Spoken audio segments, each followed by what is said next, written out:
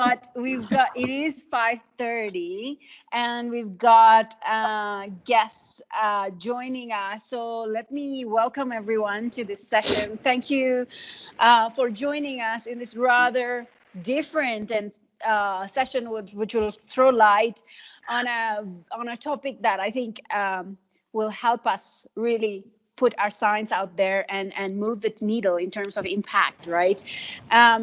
We'll give folks a little more time, maybe a couple of minutes to join, but please hold tight. And if you have any initial questions that you may want to throw out there, having just read the brief description about what the discovery session is about, please feel free to post it on the chat, and we'll go through the format and how we'll sort of design the session soon. And Pooja, while colleagues are waiting while we're waiting to kick off, here's the book we're talking about, and I'm going to make a shameless plug right now. If you've got a minute while we're waiting, jump onto Amazon or one of the other big vendors and buy yourself a copy. For the digital champions in our network, I highly recommend this. I think it's essential reading for everyone. So please take this time. It'll take you 30 seconds. Go off, buy it, and we'll talk about it inside UNEP and how we take this forward. It's a fantastic book.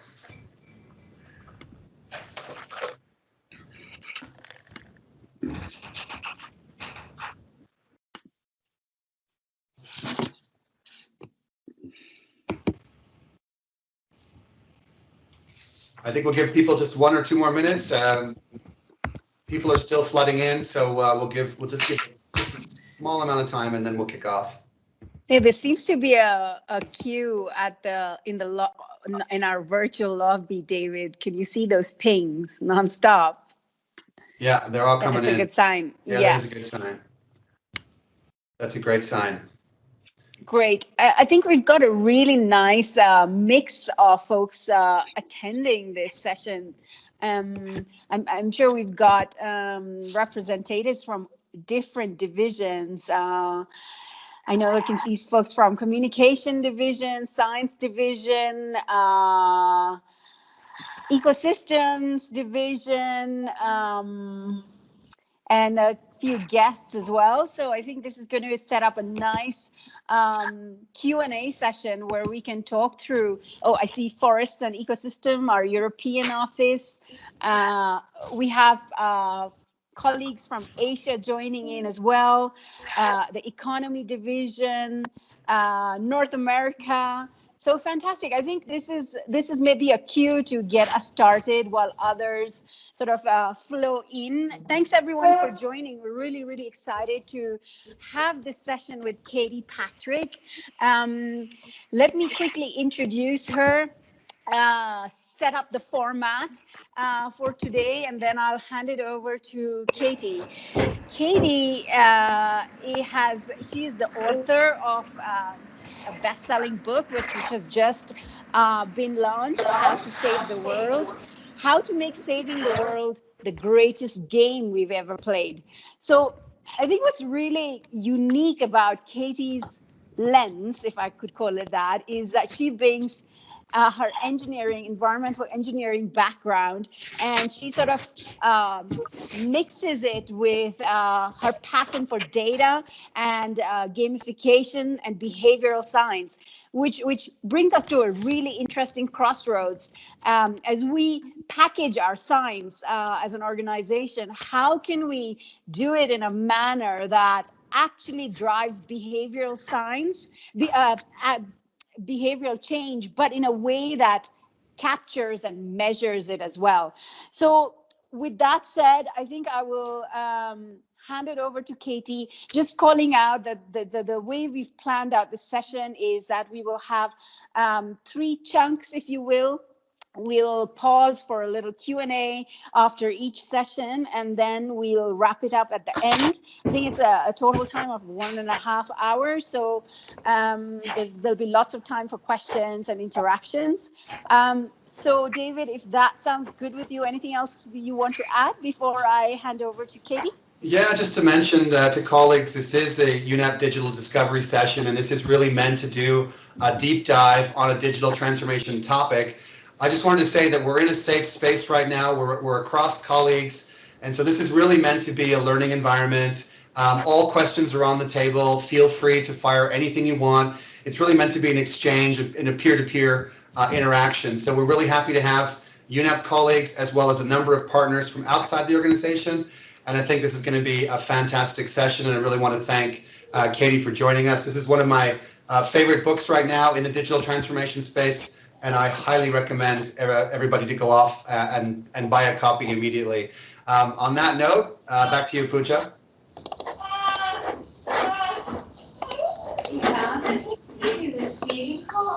I have nothing else to say, but colleagues, if you could please mute your microphones as we hand over to Katie, that would be great.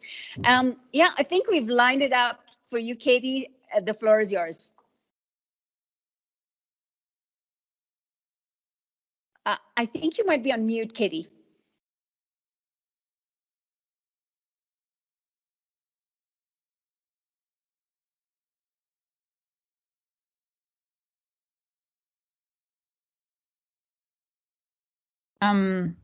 Is that better now? Yes, absolutely. Perfect. Clear. Okay, sorry, I think when you just auto muted everybody, I went on to, am I still on the share screen? I'm still on share screen. Yes, we can see your screen. Yep, perfect. Yes. Okay, so we're back to where we were. Cool, and you can hear me. Okay. Thank you for the lovely introduction, and I'm so thrilled that you like the book, and it's hitting the spot. Okay, well, I'll jump into my presentation now. Okay, so we're all here because we want to change the world. And when we want to change the world, we start thinking about, well, how do we actually make that change happen? And everybody here has probably been involved in different types of projects. You might have been to a protest, or maybe you're working on an app. You might read or write a book. You might be involved in a documentary, maybe a conference. You write a blog post. You do academic studies. Maybe it's an art project, media coverage, events, networks. There's so many different ways about trying to go about changing the world. Except when we're looking at all our projects, we need to ask the question, are we actually doing anything? And by that, I mean, are we making change that is measurable? And all across the environmental movement, there's been so many projects and efforts to create change that put a lot of investment in the effort, but didn't actually create the measurable change in the end. And that's in part because of this one phenomenon that happens that not that many people know about it, and it's absolutely critical to understand. It's that education, getting people educated about environmental issues or awareness, it is successful in eliciting concern. When we hear about the whales and the polar bears, dying off, we genuinely get emotionally concerned. However, it's been proven time and time and again through behavioral science that knowing about the issue and being emotionally concerned about the issue just doesn't lead to action. And this phenomenon is called the value action gap. Just because we have the value system doesn't mean that it leads to action. And this is not an intuitive thing to understand. This is why so many of our projects fall down this value action gap. Now, it's also called the information deficit hypothesis, which means the hypothesis is if everybody just knew about it, if everybody just knew more about climate change, if they just knew more about biodiversity collapse, it'd all be fixed. But that's just not true when it gets put to the test. So we have to look deeper into the human mind, into human psychology, to see what are the doors to the human motivational core. And there are multiple other doors that actually do drive human motivation. And this has been my obsession over the last 7 years. So I studied environmental engineering. I used to be a green building engineer. And I found that I was more creative than the other engineers. And so I kind of filled out my my skill in terms of being a designer. And I went down this road of asking this question, like, how do we actually get humans to change in the behavioral sciences? And I found this treasure trove of information in environmental psychology that was so overwhelming and inspiring. I ended up writing a book about it, which is How to Save the World, that David mentioned. And I also recently gave a TEDx talk that you can look up on YouTube another time. And this is what we'll be going into in this presentation today. And the type of design I practice, I call Fitbit for the Planet design. There's not really an existing word for it, so that's why I just call it Fitbit for the Planet, which is looking at the data systems that we have for environmental impact, such as satellite sensors, etc. And looking at how are we measuring this environmental impact, and then how are we showing it to people, very much in the way of Fitbit shows you your how many steps you're taking and giving you these sort of gamified rewards. So I'm going to jump into this is where the presentation starts. We're going to be doing 3 sections. The first section is data, the second section is gamification, and the third section is behavior and action design. We'll be having a break after each one of them. So looking into the data, how are you measuring your environmental problem? This is the first step, the skeleton of the whole type of Fitbit for the Planet design. And I put this quote in by Bill Gates, which I think is really telling about this, where he says, you can achieve amazing progress if you set a clear goal and find a measure that will drive progress towards that goal. This may seem pretty basic, but it's amazing to me how often it is not done and how hard it is to get right.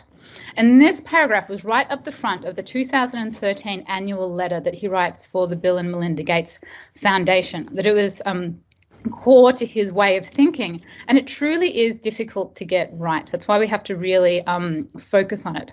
And so there's this new evolution that's going on in environment now, where we're just getting so much more sensors and data and ways to look at measuring environmental impact. Like, for example, this is a light that shows you how many kilowatt hours you're putting out. We have satellites that photograph the entire planet every day, a bicycle counter that tells you how many bikes are going through the city, LiDAR that gets you a 3D model of cities, an air pollution necklace that tells you the air pollution in real time at any time where you wear it, scales on garbage trucks that tell you how heavy the bin is, and thermal photography, which I'll go in later. And so what's happening is that sensors are everywhere. We're getting more available data, but we can also start investing in these sensor networks and to get better quality data than we've had before. And so this takes us to this question, which really fascinated me, which was, if we just show the data to people, does it make an impact? I thought, if I'm having a shower and I could see, how many kilowatt hours of energy that was going to heating my shower, or how much water it was using up, would just simply seeing the numbers affect my behavior. So I took a deep dive into the academic research, and this one really comes out as the shining light in this space, and it's generally called in the academic literature transparency and disclosure. Is our environmental data transparent? Some people here, environmental experts, may be aware of the EPA's toxic release inventory, and this emerged after the Bhopal disaster, the chemical spill. The EPA wanted to get a sense of how much toxic chemicals corporations were using in the United States. And so they put out a request to all of the corporations to just feed back the data about how much they were using. Now, it wasn't available publicly. It wasn't a marketing thing at all. It was simply environmental accounting. But then after they'd done it for 5 years, they noticed something really quite striking, which was a 45% reduction in toxic chemical use in the United States. Now, we're all here working on environmental stuff, and we know how dramatic that is. I mean, imagine if we got CO2 down by 45%, it's a huge number. And so all of these researchers started to get into this and thought, what is it about just making the numbers transparent and disclosing them that actually, makes environmental change happen? And there's example after example of this overall trend where a government institution mandates the disclosure of information. Everybody has to, they're not telling them, oh, you can't use the toxic chemicals, but they're just saying you have to make the data disclosed or make it public. And then that in itself just naturally leads to a change in the numbers, and this is frequently becoming a preferred style of policy to telling people exactly what they need to achieve. And so when we've got this data, we move into the next section, which is looking at how, can we make it a feedback loop? Okay, you put the data out there, but are we measuring it? Can we show it to people in real time? And this is the essence of good gamification design when it comes to the environmental data. And the best example of this is really a Toyota Prius dashboard. You're literally in the driver's seat, and you can see, how much CO2 you're putting out in real real time. That's what we really want to get to. And there's example after example. Oh, there's somebody who's not on mute there that's making a bit of a clicking sound. Could everybody just double check that they're muted? Thanks.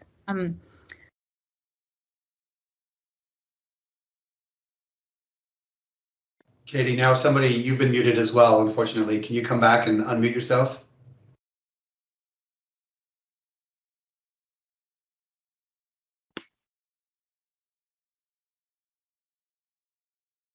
Okay, I'm back. Perfect. Okay, can you hear me now? Yeah, perfect. Yep, okay, I'm back again. Okay. So, and everybody's seen these before. This is an example of a real-time feedback loop of data. Rather than just showing you the speed limit when it's in real time, it gets a 14% reduction in the speed that the cars are going. And this is a more simplistic version. Those examples are more high tech, but just a simple sign above a recycling bin that shows how much paper is going into the recycling bin got a 77% improvement in the amount of paper that goes into the recycling bin. So basically just showing people the numbers in a feedback loop. You don't even have to do anything else. You don't need to tell people about the environmental impact. They don't need to watch a documentary. They don't really need to be that emotionally concerned or that educated. But showing people the numbers is this one of those doors into the human psyche. And this is one that really fascinates me, getting a little bit deeper into this idea of showing people data, is one called ambient messaging. And that can be, in this example that is one of my designs, of showing people the amount of carbon dioxide that a building is putting out on an iPad-sized screen on the wall, using color and also using numbers. It might look something like this. Everybody can see it just sort of hanging out there on the wall. And what's really fascinating about the studies into this, that even if people don't, it's a little bit like advertising, like even if you don't consciously notice the billboards, they still kind of go into your mind and affect you. So ambient persuasive technology, that's what it's called, persuades the user without receiving the user's conscious attention, that even if you don't notice it, it has an effect. And studies shown on these ambient screens showing people the kilowatt hours of buildings can get between a 12 and 56% reduction in the kilowatt hours of the buildings just by, sometimes they're active in terms of this study, they're active campaigns asking people to reduce energy. But even if they're not, even if they're just emitting a color without people consciously recognizing it, people still save energy, even if they don't even consciously know they're saving energy, which I think is a really exciting phenomenon in terms of this Fitbit for the Planet design. And here's a couple of my designs about thinking through, like, how could we do this? How could we show the numbers publicly with this ambient messaging? And so I did this one up of a digital billboard. You know, could we show the fuel? You know, people are filling up their cars all the time with petroleum. Could we show it in a way that kind of gamified the whole city on a billboard? Could we do it with air pollution, where it showed you with a color and a number what the air pollution was at that exact location? Here's another one of that type of design. And could we get really fancy and do it with Magic Leap? So we could put hundreds of small sensors on streetlights and on buildings and on trees, and then you could put on a Magic Leap glasses and have an augmented reality experience where you could actually see the air pollution in real time. That could be a really fun, immersive experience. And this is one that I've been working on called Energy Lollipop, which shows the real-time amount of carbon dioxide that all the building stock, all the kilowatt hours of the building stock are using at any one time. And it varies dramatically through the day. Most people don't understand how much carbon emissions change between different hours in 24 hours through the electricity grid. So this could be really big in the city and be everywhere. And let me give you an example of how much it changes. This is called Energy Lollipop. It's kind of a challenge to put up a giant billboard in the middle of New York, but in the meantime, we've had a Chrome extension. So I would like to invite you to go to the Chrome store and just type in Energy Lollipop and install it. It's really easy, and then you can click on it and you can see the change in the kilowatt, in the carbon emissions from the grid in California. It's in California. I understand that not everyone's in California, but it's reflective. Most grids will bear some similarity. So this is what happens. You've got 9 a.m. You can see that there's a little spike here around breakfast time when everybody gets up in the morning. Then all of the solar panels come out and then it dips right down. And then it gets really low. California has a lot of solar right now, and any other grid can get like this. Solar's California is pretty good. And then it goes right down, and it's almost negligible. We have an abundance. We actually have too much solar during the middle of the day. Then by the time it goes to 9 p.m., it goes way up because it's dark, plus everybody's cooking dinner and watching TV. This is a major issue for the grid and for carbon emissions, is this spike. But even worse is when it gets to summertime, everybody puts on their air conditioning, and then we have this huge spike to the point of rolling blackouts because of extreme heat waves. And so this fluctuation in electricity and CO2 could be disclosed and communicated all around the city through digital screens. Like we could be an art project like this. Could we make an orb that just showed the colors ambiently to try and get people aware of this phenomenon? This is a screen I've been working on. There's a little video here of it that could actually just communicate it in real time. And so when it gets red, people will be, oh my God, there's like a lot of CO2 coming out of the grid right now. We need to conserve energy and, you know, make changes to our houses, etc. And this is what comes into this idea of data, of making it more geographically granular. At the moment, we can only get this data for all of California, and most of the grids are the same. They have it for the entire state, but you can't even get it per city, let alone get it per neighborhood. Now, imagine if we could have one of these energy lollipop lights every single zip code. This is one of San Francisco. So when you lived in your local community, if you were here, let's say in Haight-Ashbury, you would have one energy lollipop display that showed you the total CO2 emissions of your neighborhood. So anybody who was working on decarbonization and building energy efficiency, you know, you would have this real Fitbit for your neighborhood to work towards. But unfortunately, we can't do this because the electricity companies don't release the data. And I think it's just because nobody's pushed them hard enough. But this is something I personally believe, based on my research, could be enormously powerful to get the rapid decarbonisation that we need.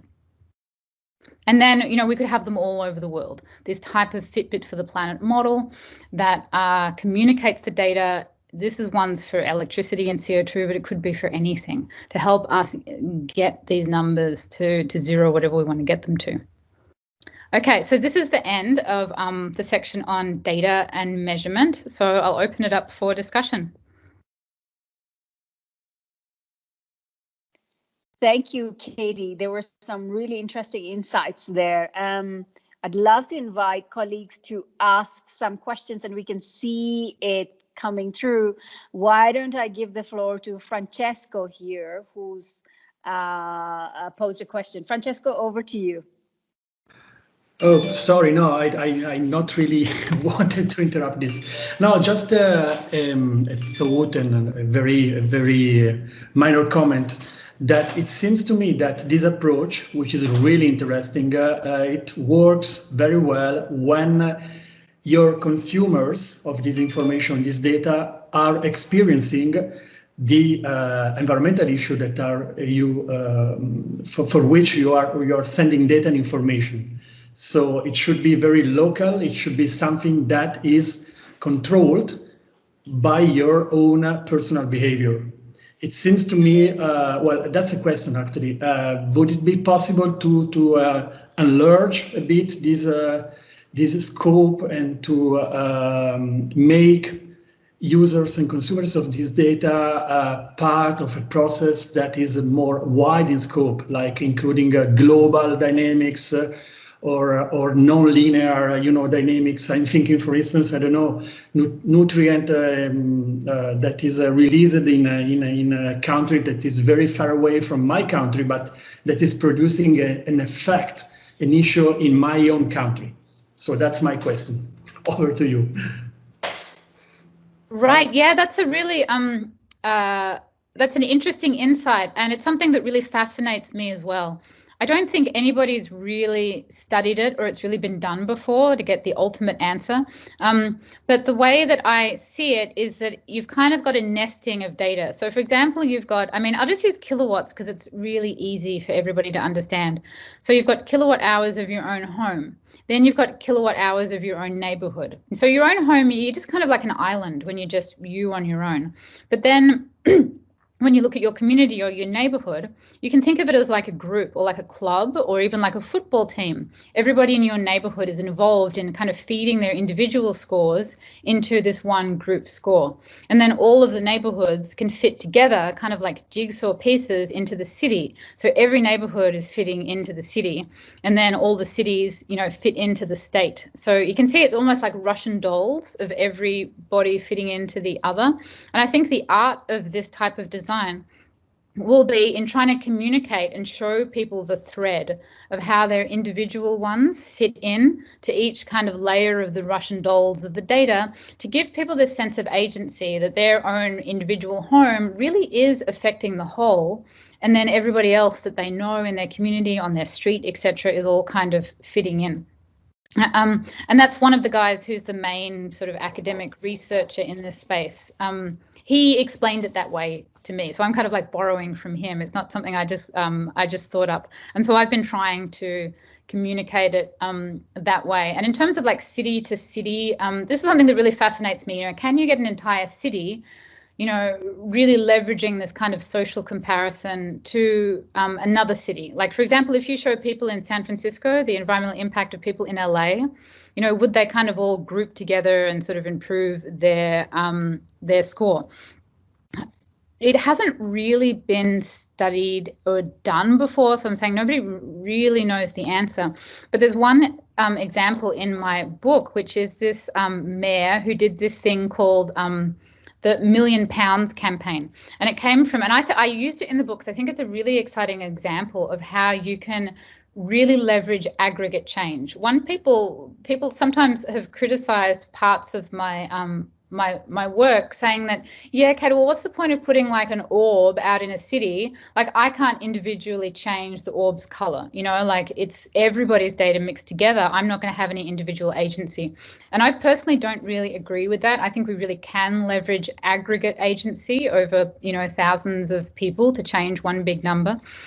And so that's why I put this example in of the £1 Million. And it happened because Men's Health magazine put in a they did a thing that was like America's fattest cities. You know, they got all the obesity data, and Oklahoma City came up as America's fattest city. And so the mayor was just like aghast by this. He was like, I cannot be the mayor of America's fattest city. And he looked at it and he was like, oh, I'm really overweight as well. So he did this campaign. He partnered with a local radio station and did this campaign that went over like a few years of getting everybody to go on a diet and exercise and log the amount of pounds that they've lost on this website. And then made it like this big community thing to try and reach £1 million, and actually did it. Like, he got everybody to, not everybody, but obviously like a lot of people to go on a diet, made it sort of like this city group thing for everybody to improve their city score and log their pounds on this website. And what also became really fascinating about this is that, you know, he realized, looking at the infrastructure of the city, that it wasn't walkable and it wasn't bikeable and there wasn't a whole lot of green space.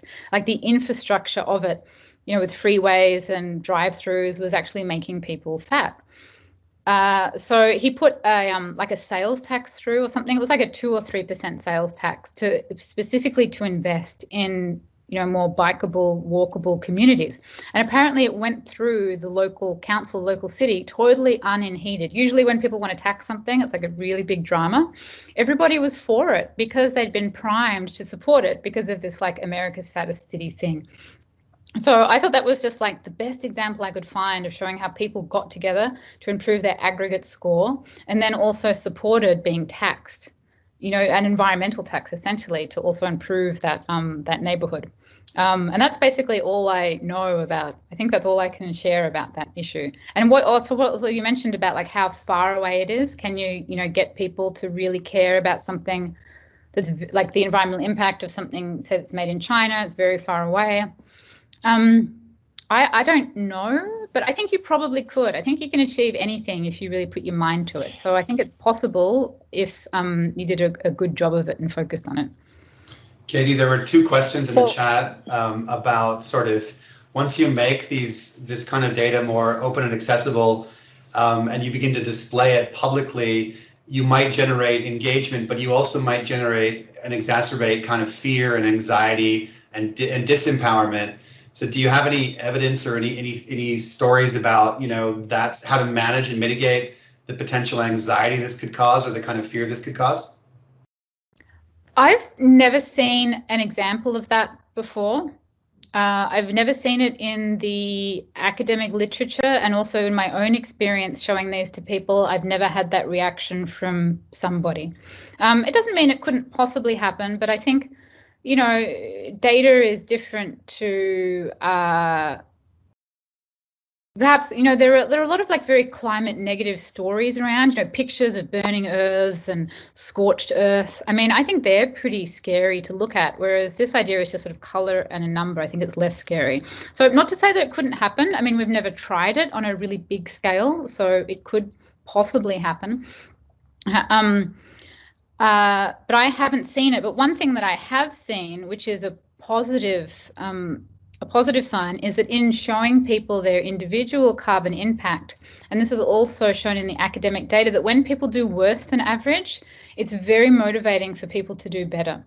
So, when it's like the color is red, it says that you're doing worse than everybody else. It doesn't have a doom and fear effect. It has a, oh my God, how do I improve my score? People are like, I have to do better. We have to do better now. It's that thing, it seems to circumvent that sort of fear, anxiety, I don't have any agency response, which I think the climate doom story tends to instill in people. And what it does do is activate the agency response, which is, oh my God, I've got a really bad score. I have to improve my score now. And that's what I've found with everyone I've tested my designs on. And it also shows in the academic study that when you tell people they're doing worse than average on their environmental footprint, they get suddenly very motivated to improve their score. Well, thanks so much, Katie. We have a number of questions coming in, but maybe we can go back to the second section and answer some of these once we've completed the entire session. So, Katie, let me pass it back to you. Yeah, okay, sorry everyone. Hopefully we'll be able to get to everybody's questions at the end. Okay, so now we're going to dive into how we apply gamification design. So think of it like imagine we've got all the data feeds for the planet. Now we want to apply gamification design to design that data in a way that's really going to activate people's agency. And so I like to call this bringing measurement to the center of the creative process. So we've got the numbers. How do we get really creative? Also using, based on real things that work to try and make it fun and make it really work. So basically, this is going to sound really simplistic, but it's actually incredibly powerful, which is tracking progress, a progress bar. Have you measured where things are now? For example, if it's waste or landfill, we have 400 kilograms a year, and we want to get it down to 75 kilograms per year. Might sound very obvious, but you would be amazed how rarely this is done in environmental change projects. People haven't researched where they are now, and they don't have a sense of where we actually want to go. And so they're not able to make something as simple as a progress bar. We're here, we want to get here, and how are we tracking? And we're tracking the progress we're making, and we're giving people rewards, hence all the emojis and the love heart. This is basically the core of the design. And you can see how I've done it here with this one that was for zero waste. That's a banana slug. That's the mascot. The banana slug is the mascot of the University of Santa Cruz, in case nobody knew that. It's much, much loved, bright yellow slug. So you can see I've got this progress bar here up the top that shows people, it starts off with the amount of waste that Americans make in a year and tracks the progress as you go through, taking you towards zero. And this is also in the dots is a type of progress bar. Not in the conventional style, but it's in this game, I had to get 148 zero waste tips and to break them up into discrete actions and to take people through every single action. So you have to drag the slug over each one of the actions, and then it's empty and then it gets a color. So in this way, you're just tracking people through the progress. Which again might sound like really simple and obvious, but it's rarely done well, and it's really not done enough. Another version of this sort of progress tracking is the behavior chart. Now, we've all had these when we're a kid. You know, you get like a star when you do something good, but we can use this type of process of tracking progress for grown-ups as well. So this is a simple one, which is like a 30-day plastic-free challenge. This is really easy. I just did this up in Canva. You've got 30 dots, and then you give yourself a sticker every time you go plastic-free for a day. Really simple idea, but really can cut through the value action gap rather than teaching people all about plastic in the ocean. Great, I know all about plastic in the ocean. Get people to do this instead. And this also is done for UI design. This is one I designed for a solar company. Basically, every time the company installs a solar chart, a solar panel system, they get a solar star. And then their job is to, you know, fill up the chart with solar installations. And getting a little bit deeper into this idea of a behavior chart, this is one I did recently, which is, you know, a lot of people really, you know, care about environmental issues. They get really involved in them. They work on them. But when you sort of get down to it, I mean, I'm like this as well. Like, we actually haven't made the real changes on the ground in the building stock or influenced our community. So I made this one up, which is 5 things that can have, you know, one of the biggest impact. You've got, you know, turning houses off natural gas, installing solar panels, a food garden, switching to EV or, you know, petroleum car-free bicycle, and eating plant-based. And this is about influencing the people around you, because all change happens through social networks. So if I had this card, I would think, well, how many houses did I manage to turn off natural gas? If I asked all my family, all my friends, all my work colleagues, could I influence them? And then I give myself a sticker every time I influence the people around me. Can I get people to install solar panels? You know, to really start getting into the nuts and bolts of how we make change happen. And I'm really excited about this change card and trying to share this type of thing. And it's also, I like it because it's low tech. It's, you know, we can print these off in PDF and share them around. Okay, so now we've looked at the actions and the way that we track progress, we can look at something people know about gamification a lot, which is badges, awards and rewards. Understanding basically how we reward behavior. And this is a study that a friend of mine did on Wikipedia volunteers, trying to get people to volunteer to edit Wikipedia. And she put this tiny flower, you got a tiny flower icon after you'd done something like 20 hours of Wikipedia volunteering that said, you know, thanks for volunteering. And so the group that she had given the little flower to and the thank you got, say, 20% longer than the group that didn't. And now for something as small as putting a tiny digital flower to get a 20%, it's a pretty big improvement for a very small investment in the system. And people love to be rewarded, they love to be thanked. And it's primarily understanding that we need to work with the reward center of the brain. This is the most powerful psychological mechanism we have that governs all of our behavior. And basically the brain wants a cookie. The brain wants to be rewarded. So are you giving somebody a cookie after they've done the behavior you want them to do? And you can give them a smiley face, you can give them a tick, or you can just say, good job. You know, a lot of the times we're putting out a lot of information about environment, but we're not thinking, well, are we getting someone to do the action, and how are we going to be rewarding them by saying, you did a good job, here's a smiley face, to get this reward system going, to make people feel good that they did it, and so they keep coming back and doing it over and over again. Now, jumping into maps, there's a lot of potential, I think, exciting things to do with maps. This is one I worked on for solar. So this is just a map of Google satellite view. And I started looking for solar panels, and you can see in San Francisco, there's a lot of solar panels, right? And so I thought, well, how can we use this to encourage people to get more solar? So I converted it into this. This is a real map of the exact location. So I started by putting in badges. You get a solar badge on your property. Then I made these icons. This is kind of like an empty badge, like it's like an empty spot and you need to put a badge on it. So it kind of creates like a hole that's kind of craving to be filled.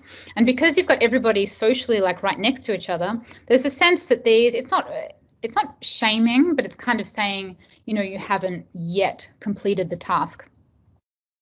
And then there's this progress bar here, again, saying that we want to get 100% solar. We're only at 6.7% solar. That's a real number that I calculated from the satellite imagery, and to try and get the community to move towards 100% solar. And I've also given each block a little progress bar here.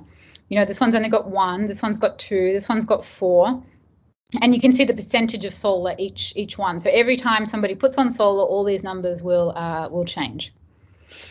And this is another design I've done for something similar, taking it to another level, about trying to get communities to work in blocks, which is really leveraging all of these things put together and the idea that people influence other people to change. It's really understanding the power of human imitation and human bonds. So this is a system where there are 3 badges to get, big ticket climate items, not little tiny green tips, big ones, big hard ones. Getting an EV, getting your house off gas, and getting solar.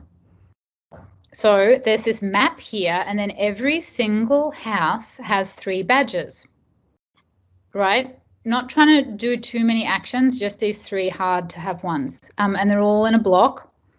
And then there's a block of like 20 to 50 houses in each one. We can track the CO2 of the block from everybody's households if we can get the data. And then the idea is that each block has to fill up all of these badges. So if we want to get every house off gas, we've got to fill up the entire lot. And then all the blocks are quite small, so everybody communicates with each other as neighborhoods, and then we can compare each of the blocks in a community with each other to see how close they are to getting towards their goal of filling up all of the badges. And then you can have like a block leader, a person, you know, instead of just doing generic random marketing, you could pay one individual person to be the leader and to actually go door knocking to everyone and keep the group cohesive. And I personally feel, we haven't built this yet, but I personally feel that this has enormously powerful potential. And this is kind of like the key model that will create change, is this neighborhood block by block action design. And this takes us into social comparison. Now, people really get motivated to change when you compare them to other people around them. This is a company called O-Power, which does this. This is actually, discovering O-Power is what took me down the path of all of this gamification design. And it puts this chart in your electricity bill, which shows you how you compare to your neighbours. And it gives you a smiley face if you're doing great. And then it doesn't do a frowny face. Apparently they got a lot of complaints when they put a frowny face, so they just put like a flat face. And I think you just get like a double smiley face if you do really, really good. Now this gets a 3% reduction in kilowatt hour usage. And compared to the other examples, I know 3% doesn't sound like a big number, but for them to just simply put this chart in, like that's all they do across all of the electricity grid, 3% is actually a really big number across such a large number of people. And if you look at the carbon emissions of air flight is only about 2%. It's bigger than, you know, if we took all of the planes out of the sky. This is another one I've been working on, which is mapping of urban heat islands. This is really fascinating. This is a picture, a map that we put together using a machine learning algorithm that combines there's a new sensor called EcoStress that's been put on the International Space Station. It's only been around for a couple of years, so not many people are using this data yet. And then we combine it with the Landsat albedo, which is the darkness or lightness of surface areas, and also the vegetation index, to get this high resolution data, high for thermal, for long wave thermal, which is basically how hot everything gets in summer, to make these really beautiful maps. And so, great, we've got a map of the city. How do we turn this beautiful bit of data into actual change on the ground, which is where the scientists tend to drop off? They'll study the science, but when you're like, okay, how do you just get like a real person to paint their roof white and plant a tree? It's a whole other area of study. So we're launching this website called Urban Canopy. So you'll be able to search your address, and then bingo, you'll be able to see the urban heat island data. But you can look at the data, but we probably need to do a little bit more than that. which is what we can do with mapping software is actually, now that we've got this high resolution heat island data that nobody's been able to get before, is give every single address a temperature score. So you can see all of the individual households here. We just do it with QGIS. It's not that hard to do. And you can work out the average of the pixels. So you know how hot every single property is. And then, you know, drawing from the OPower example, you can basically see how hot is your property compared to your neighbors, compared to the whole city. And you can see whether it's hotter than average or not, etc., and use this to drive action. And then we're putting on examples. This is another thing that really drives change. You've got tips to improve. You know, showing examples of people is really powerful because we naturally copy others. And it's just you can just see, like, behavioral science aside, you can actually just see it. So I looked up this spot. I was like, that's a red spot. What is it? And holy moly, what is it? This giant black roof with a giant car park that's just this hot spot. So I do plan in the next few months to actually go and approach this building and to test out my theory that just showing people the red spot will inspire them to paint this roof white or put on some plants or something. And then, you know, these are examples of the actions that we can ask people to do. They can go straight to this action. And now moving on to getting a little bit more into the idea of comparison, which is leaderboards. You know, it's ranking. This is one for ranking people in an apartment building from top to bottom in terms of their energy efficiency. Again, with the heat island study, what we can do with the heat island study is we've got an export of every single address in a city from hottest to least hottest in the middle of summer. And so I thought about this idea of like the urban oven index. So I worked out, anyway, they're all car parks and box stores. I've looked them up, and then we can actually create, it's essentially like a leaderboard of, you know, which really start to cook these hot black asphalt surfaces that start to cook. And then we can also, you know, so that's a little bit of a stick approach.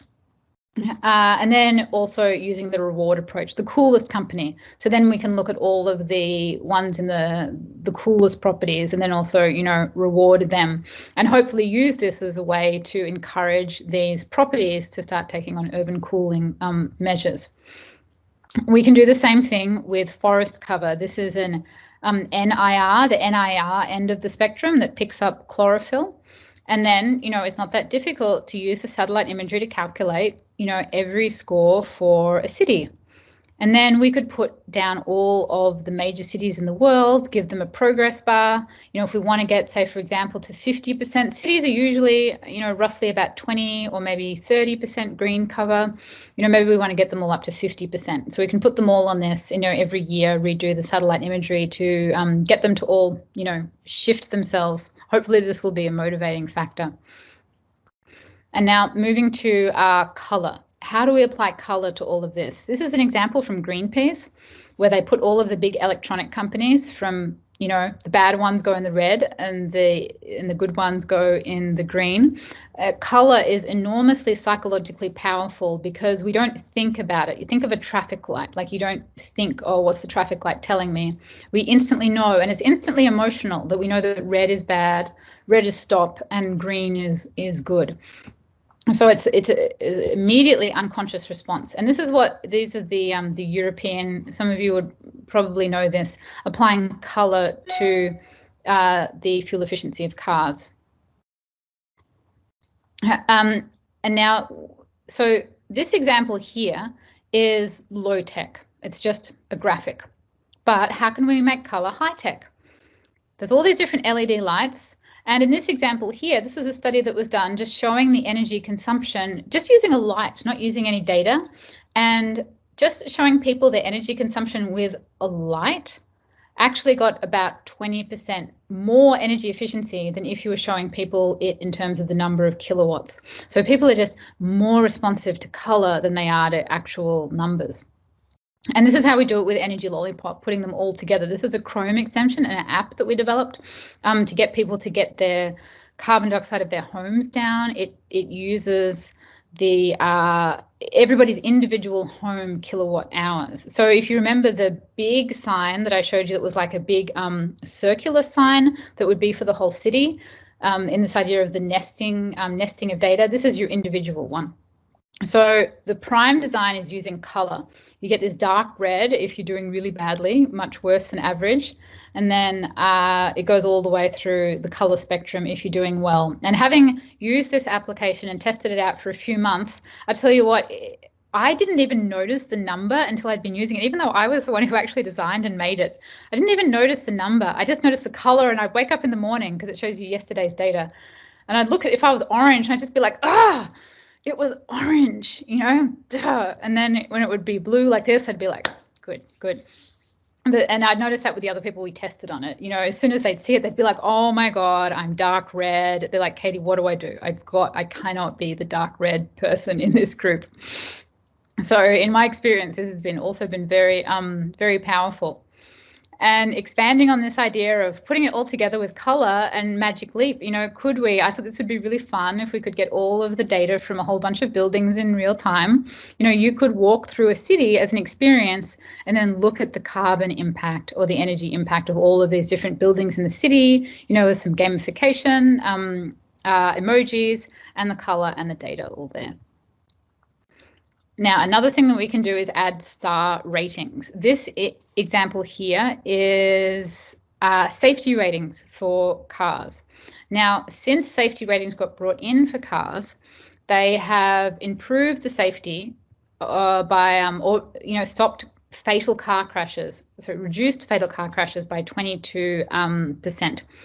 I can't say that 22% was completely because of the star rating, but you can see when you put a star rating on it, you know, a 1 star with a color, it definitely doesn't make you want to buy these type of cars versus imagine if it didn't have any stars and it had no color and you just had it ranked like that. It wouldn't be nearly as salient as when we add the star rating. And Australia puts these energy stickers. Again, this is going back to the idea of transparency and disclosure. This data is mandated by the government. This is not done by the industry freely doing it on their own.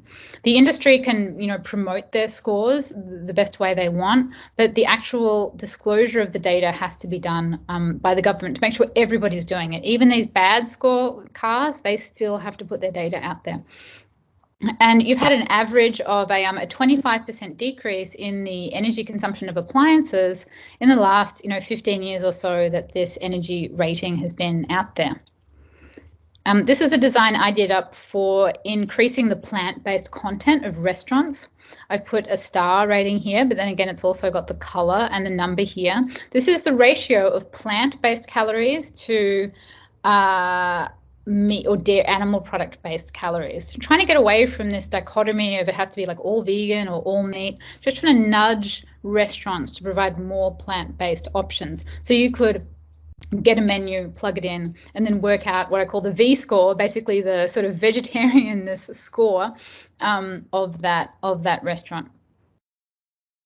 Now, emotive animals. Now, the first time I showed this to somebody was actually somebody who worked at UNEP, funnily enough, and I used this example and he said, that's ridiculous. You need to go and find some academic research that emotive cartoons actually drive behavior.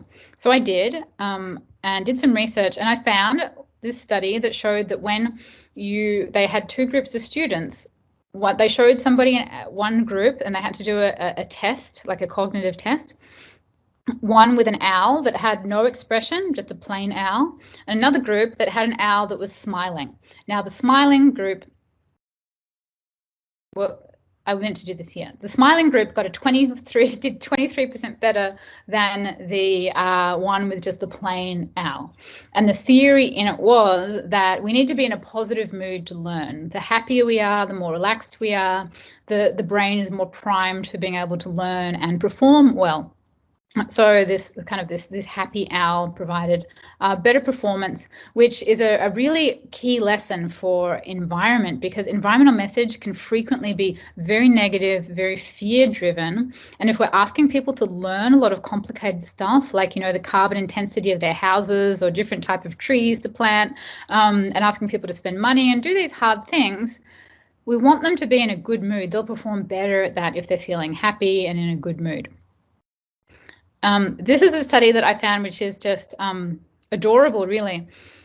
where the group of people were asked to do energy efficiency actions, and they were given this toy cat. Now, this cat has the ears make different, have green or red lights, and it makes different expressions.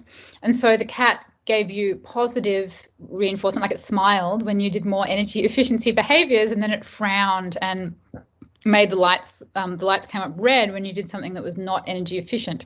And this iCat basically has blown everything else out of the water in terms of these studies. Of all the gamification things, this worked better than everything else. Got a 47% reduction from people, wasting energy because of the cat's expression. And it makes sense that we're just very emotionally driven by the emotions of others. And the group that got negative reinforcement it had more of a result. For example, so if you got a frown, the frown is more impactful than the reward of the smile. But we still want to be using both. But that's just something that's interesting to see, because a lot of people ask, aren't you shaming people? Do we really want to use negative emotions? And it seems that if you just tell people in not a shamey way, but just, through a color or a bit of a frown, that these are actually really powerful ways of getting through to people. This is another one that has been, it's called the environmental dashboard. And they use this squirrel here. See, that's a squirrel, and it makes all these different emotions based on, now this has got all this real-time data in it for the amount of energy that the buildings are using up around Oberlin College. And the guy who developed this, he said, I don't think they've got an exact study to show what the squirrel does, but he just told me in an interview that all the students that are involved in this get really emotionally concerned about the health of the squirrel, that if the squirrel is happy, they're happy, if the squirrel's down, and it actually is the most powerful mechanism above all of the types of design to get people to change their behavior. And we're doing this with Energy Lollipop. We haven't designed it yet, but it's phase 2. That you get an egg when you first sign up, and the idea is you have to go and do some energy saving behaviors to help your egg hatch. And then if you successfully get your energy down, then your animal hatches out of the egg, and then you have to care for your animal. So then you have to keep on tending to your animal through maintaining your energy efficiency to keep your animal happy. And I think this is going to be really fun when we launch this feature, and it's going to work really well, I hope, anyway. Okay, so that's the end of the gamification tips. So I'll open it up to questions. Questions coming in, but one that came to my mind, one that really popped up is, he's asking about how these individual, do you know of any examples that show this sort of ground individual action laddering up to larger policy level action or larger policy level change? Oh, good question. Probably. Yeah, I have some examples in the book about that to do with plastic bags. Nobody's ever asked me that specifically, so I don't have it in my mental muscle memory, so I might sound a bit scattered when I explain it. But in the book, I use the example of plastic bags. Now, if you remember back in the 90s, when I was a teenager in the 90s, bringing your own reusable bag to the store was really intimidating. Nobody did it. If you were standing in Safeway and then you brought your own bag, the checkout lady would laugh at you. It was really embarrassing. It was really weird to bring a reusable bag. And so it took actually a lot of confidence to try and do that. But then eventually, there was more campaigns, and then through individual action, people started bringing, take your own bag, reuse your bag, all this stuff that we've seen over the last 20 years. And then about 10 years ago, you started to see it started to become policy, the banning of plastic bags or the mandatory taxing of plastic bags. Cities started to do it.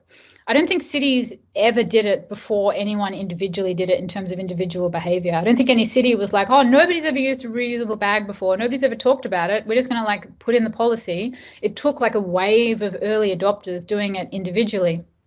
And then you got cities started to do it. And then when you look at all of the cities and the years, there's actually a Wikipedia page that has like plastic bag bans in every city, and you can look at the years they came in. You got to see this rapid adoption of cities banning plastic bags. It was like it reached, I use it an example of the tipping point. You've probably heard like the tipping point where like early adopter people do it, and then, you know, not many people do it, and then all of a sudden everybody does it. And that's what you've seen in the banning of plastic bags. All of a sudden, like in the last 10 years, there's been this huge wave, like city after city, just, you know, everyone started doing it. So that's, I think, a really good example of seeing something that reached a policy tipping point, you know, that started as an individual action. But, you know, I mean, usually a lot of these things, like they all start with individual people stirring the pot before they become policy. Now, I'm not sure if I have any other examples off the top of my head, but I think it's a really, I think I should know some. I should do a bit more research so I can come up with more examples, because I suspect that there would be a lot more. And you've got it kind of going from, you know, both ends. You've got individual people kind of, you know, push the policy, and then the policy kind of pushes individual people. So they're kind of like both working in this upward spiral. I mean, my vision for Energy Lollipop, these outdoor signs that show CO2 emissions, is that they both activate individual behavior, but then they, you know, not everything can be done through individual behavior. You know, let's say for sake, maybe it's half and half. You need half policy, half individuals. And that we can really activate more people to start pushing the government for things that we need, for example, like closing down gas power stations, or providing better like financial incentives for, you know, solar power or something like that, that we can use it to activate people to engage in the, you know, in those bigger issue things. David, I see your hand up. Do you want to quickly pop a question before we go into the third section? I'm cognizant of time. I would love to just have a quick question to Katie. And I guess, Katie, the question is, Google and Apple both hold a huge amount of data in terms of the mobile phones that they power with their operating systems. How do you think we can sort of make it in their business interest to begin harvesting that data in a gamification landscape towards sort of more sustainable consumption behaviors? So how do we approach them with a business model or a business case that allows us to harness all that data and channel it towards much more sustainable consumption behaviors through mobile apps? Thanks. Well, just in terms of the way you've asked the question, you know, asking it in terms of like a business case, I mean, a lot of this environmental stuff doesn't necessarily always have a direct business case. So I don't really see it through that lens. I see it through, you know, how do we actually like solve the environmental problem lens? And then if there's a business case in there, we try and, you know, hunt it out. I mean, there may not be. I mean, most of the environmental markets are done through government putting policy in place, like all of the renewable energy stuff that happens in California and, you know, the recycling and the zero waste, it happens because the government has put in policy that forced them to do it, like that they had to do renewable energy because they changed the economics of the industry. And so let's say if there's some government policy that perhaps changes the economics of the industry that then pushes, you know, a big company to start, you know, like a carbon tax is a really obvious example of that. So I'm not completely sure about the business model, but I do know that Google launched something called Environmental Insights Explorer. And so one thing that I think is really powerful that they've started on, and I think it has a lot more potential, which is that they can, based on all the mobile phone movements, you know, using that to extrapolate the transport-based emissions. You know, they can kind of tell if you're in a car or you're on a bike based on where you are and how fast you're going. And, you know, multiplying that by what they think the CO2 emissions are for that model of transport. So you can get a reasonably accurate real-time model of transport-based carbon emissions. And that could be possibly like a lot more useful or interesting than if you were just getting the fuel that was coming out of the pump. I mean, that would be kind of like similar in a way. but that's something that I know they're working on, and I think has a lot of potential for cities. You know, they can look at that snapshot every day of all the cars and the emissions and be like, okay, how do we get this down? How do we get it, you know, get it to zero? But I don't know, it's a big question for something like that. I think I'd have to think about it a lot more and talk to people at Google a lot more and, you know, really trying to sort of like break it down. But I have spoken to people at Google before, and this is the one thing about like environmental stuff is that a lot of it's just really piecemeal and gritty, you know, like getting people to recycle, to compost a banana peel. I mean, I don't know if you can Googleify that. Like a lot of this stuff is like you can't do with software. You have to do with real people in their homes doing unglamorous, boring things like putting in, you know, seals on your windows, changing your windows over. There's only so much that technology can do to do this. And I think Google wants to do everything through technology. They want to have a 100% software solution. And when you tell them, no, you actually have to go and knock on someone's door and talk to them about planting a tree and be like, well, maybe we can swap your lights over. Like they're not interested in that kind of grimy, gritty human side of things. And we need to have that, you know, real on the ground stuff happening. Well, thanks, Katie. That was really interesting. I see we have Kieran here from Sony VR. I mean, I'm sure he'd have some interesting insights on this as well. You know, I think businesses today are chasing that, you know, triple bottom line, and they know sustainability is linked with profits. So maybe we can come back to Kieran and on his perspective later. But for the moment, let's return the mic back to you so you can take us to the last section. Over to you. Okay, so if I'm taking too long, I can talk faster and try to get through a bit faster. Cool. I see Kieran, you wanted to say something very quickly.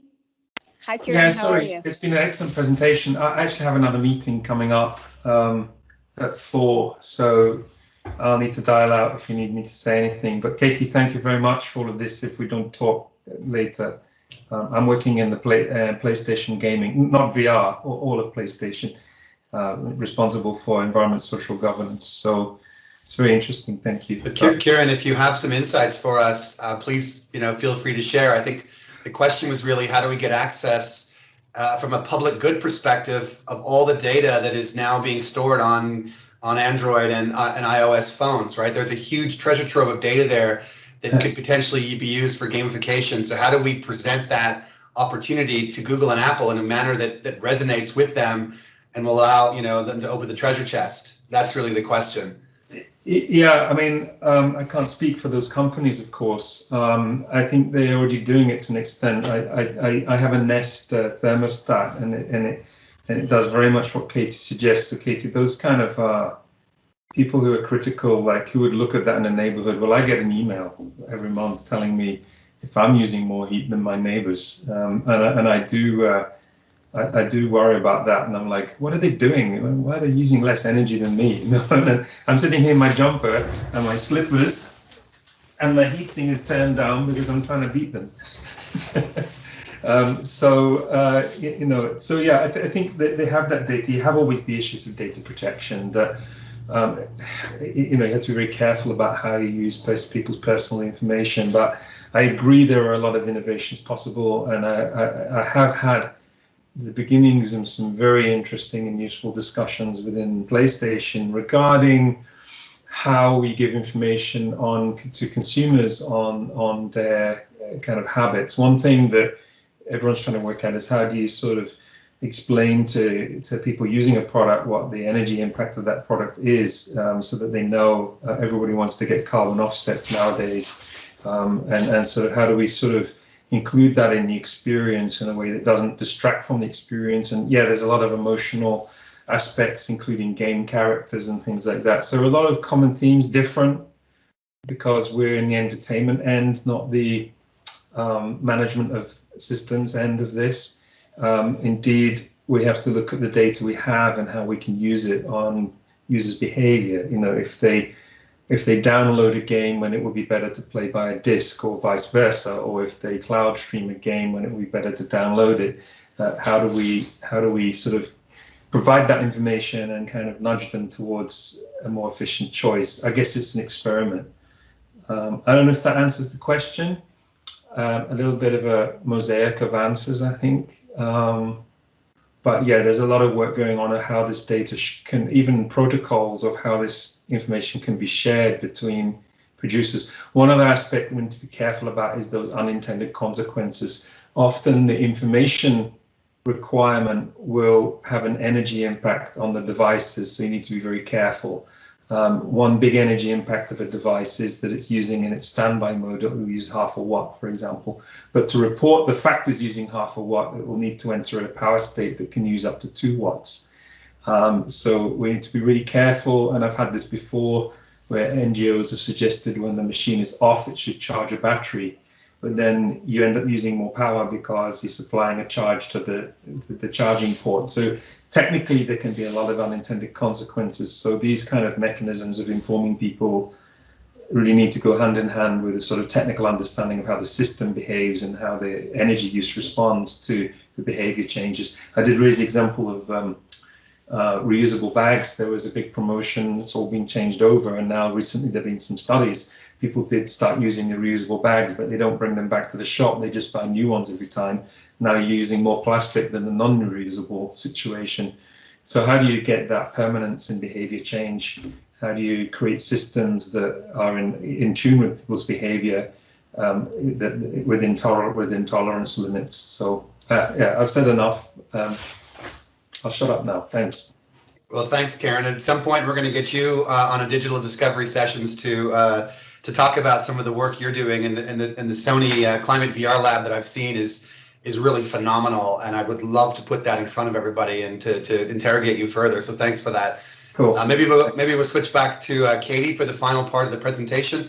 I'll just say that we have scheduled 2 hours for this session. Colleagues typically tend to start trailing off after an hour and a half, but we will stay on for the full 2 hours. So do maintain your presence if you want to ask questions at the end. Thanks very much, and Katie, back to you. Oh, and Karen, maybe we should work with Sony to make an energy animal, a cute little animal that hatches out of the egg that sits on the Sony home screen and it's hooked into your real-time energy consumption that, you know, floats around and gets kind of sad if you use too much energy and gets happy when you save energy. Like that's something that you could do that's like not so much about how much energy the device uses, but looking at the entire ecosystem of that person's home. Yeah, the first thing is you might have some competition from our internal divisions about designing characters. Oh, I want you to design characters. I'm not going to design a character. You guys. Yeah, okay. And also it's like you know how we kind of you know the games console's only on for like 1 or 2 hours a day, and people don't sit in the navigation mode. But yeah, there are a lot of ideas about and similar to what you proposed. I think is a very interesting and emerging area. We're actually engaging with Oxford University. It's a new thing to investigate exactly the type of things you're talking about can change people, result in people changing their decisions. We're going to do like a huge survey with Oxford University to understand specifically for gaming as an entertainment media, how games can change this behavior that you're talking about, and exactly which approaches work and which don't, by actually testing the games with gamers and seeing their response in real time. So I'm excited about that. It's a 2-year project. So this is not my show, so I'm going to back off. Okay. Okay. Well, I'd love to stay in touch about it. It sounds really interesting. Yeah, we should talk more. Thank you. Thank you. And everybody, don't trail off to the end of the presentation because it ends on a really fun note, and I want everyone to stay to the fun ending. Okay. And so I'm going to jump in now. So now we're moving in. So I think we've got the data. We've figured out how we add these gamification elements. Now, how do we get this gamification to actually drive the human behavior, the non-computer side of it on the end, which is really, this is the bit that always falls off the cliff that people miss and tend not to get right. And so the first step is we have to really map it out. This is the problem that everybody does, is that they They aggregate all these behaviors together. They're like, give up plastic, you know, like restore the ecosystem, save the whales or whatever. Like, you've really got to break it down. We figure out who the actor is, what type of person they are, what is the action, not 10 actions, but one very specific action, and how that action will make the measurable result. And I spend hours, probably up to 8 hours, mapping this process out in detail for each project. And now one of the ways you can get a really great low-tech way of creating action is a pledge. You just ask somebody to write it down. No fancy climate documentary. And if you can photograph people and you can make it public, it works even more.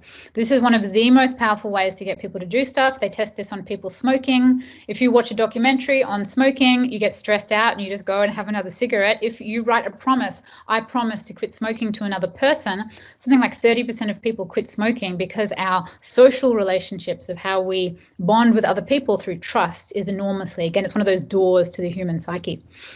This is one I did. Profoundly effective. I got a group of people in a meetup to write down their pledge, and then they all start sending me their photos of how they, you know, use their reusable coffee cup. In terms of one that's been studied, this is the engine idling pledge that was done in Canada. And this is when all the parents drive to pick up their children from school. They all sit there in a big row of cars and they leave their engine on while they're waiting for the kids. And this creates this big cloud of pollution. So they put up all these signs that said, you know, please turn off your car while you're waiting to pick up your children. And nobody did anything. The sign just doesn't work. So what they did is they brought in these environmental behavioral psychologists, and they used a pledge approach where they got volunteers to go up and knock on every car door and say, would you like to pledge? So the parent had to pledge, I will turn off my car. And they gave them a little sticker that also said they're part of like this like engine idling group or whatever. And anyway, this approach, it totally worked. 73% reduction in engine idling by asking people to pledge. Very powerful, not used nearly enough in environmental stuff. This one is a foot in the door technique. Really important message for anybody who thinks that, you know, incremental tiny changes aren't enough. We shouldn't ask people to do little things. We need to ask people to do massive things. That's not really true. We need to level people up. So this study was done on 2 different neighborhoods of putting signs up. So they went to one neighborhood and they asked them to put up a sign that said drive carefully.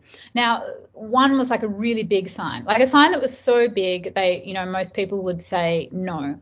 And it was true, like 96% of the houses said, I don't want that giant sign. They went to the other group of houses and asked them to put a very small sign in their front yard. And then most of them said yes, no problem. They went back 3 months later to the ones with the small sign and asked them now if they would like the big sign. 76% of the people in the big sign, now of the little sign now took on the big sign. Now that's like a huge like impact. So that's kind of like, say if you're asking people to go vegan, asking people to go vegan all at once is a huge ask. You just ask people to eat one vegan chicken nugget. Would you like to eat one vegan chicken nugget? Person who eats the vegan chicken nugget is then far more primed for the big ask later on. So this is called the foot in the door technique, asking people to make little commitments. Now moving into social norms. Social norms is basically we inherently copy other people.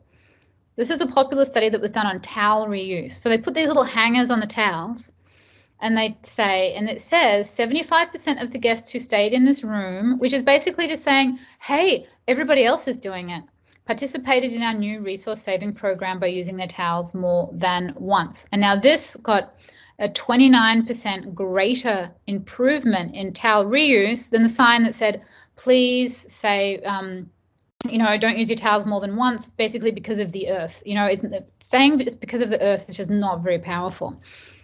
And this is a really funny one that was done on college campuses, male college washrooms. They put up signs to try and get these young men to turn off the showers while they were like soaping up. When they put soap on their body, they're meant to like turn the shower off so it doesn't waste energy. Anyway, just like the other example, the sign didn't do anything. So they hired an actor. Now, this was like the only actor soaping up I could find. And then when they put in the actor, 49% of the other male students adopted the behavior. So they put in a second actor And then it jumped up to 67%. And this is just such a powerful example that we need to show by example. We don't show doom, we show people doing the climate solutions that we want them to do. And it's basically because social imitation, people copy each other all the time. You want to use messages that people will copy. But there's a little bit of a dark side to this, which is people will also unconsciously imitate the undesirable behavior. And this is a mistake that the environmental movement tends to make. And in this example from the petrified forest, where there's petrified rocks everywhere, people steal the rocks. So they had this sign up every day that said, your heritage is being vandalized every day by thieves. Now, this is sending a social norm message, which is everybody else is doing it, right? And they're like, well, how do we stop people stealing the rocks? They changed the sign to just say, please do not remove rocks from the park. And then like the rock theft dropped by 50%. You know, so we tend to do this all the time, where we tell the story of what is going on that's bad. Like this one, the sign I photographed that said the average American consumes 160 bottles of water a year. We don't want to use signs like this. It's basically saying, hey, everybody uses lots of plastic. We want to use messages that say the opposite, which is everybody is stopping using plastic now. And so just to use an example of how this sort of plays out in advertising, obviously people who do multi-million-dollar advertising campaigns know this. When you see an ad for Mercedes-Benz, it does not look like this. This is what we do in the environmental movement. It does not say, here's this loser guy, he's really ugly, he drives a crap car, don't be like him. This is a negative norm. No, this is not what Mercedes-Benz does. It puts the aspirational norm in, the thing that you want to be, the thing that you want to emulate, you want to copy, which is obviously with their intelligence and focus group, they realize that what people want is supermodels cleaning a car in evening dresses. This is some male fantasy. So this is why we have to be really careful of these really negative images that for a start, they're telling people it's normal to destroy the earth, and they're not providing examples of the behaviors that we want to do. And it gets even a little bit darker than that, which is that your brain on doom, on fear, what it does is it activates the amygdala, and it actually shuts down the prefrontal cortex, which is the bit where you learn and you problem solve. So you're losing 30% of your cognitive capacity when you're in a fear state. And if you remember the owl example before, that the people did better when they had the smiling owl, we don't want to be putting people into this mental state. And the science proves that it just doesn't work. I've read so many studies that show that the doom and the fear messages, people just shut down. They have no effect on people changing behaviors. But there is a better way. This is what does work. So instead of using doom, shame, and fear, instead of telling people what not to do, what we need to do is choose imagination, solutions, and examples, what we are for. This space is what we need to be doing. And this is what all of the studies show. When you get people to imagine the future, come up with solutions, people love to see solutions, and they love to see examples they'll emulate. This is what we want to do.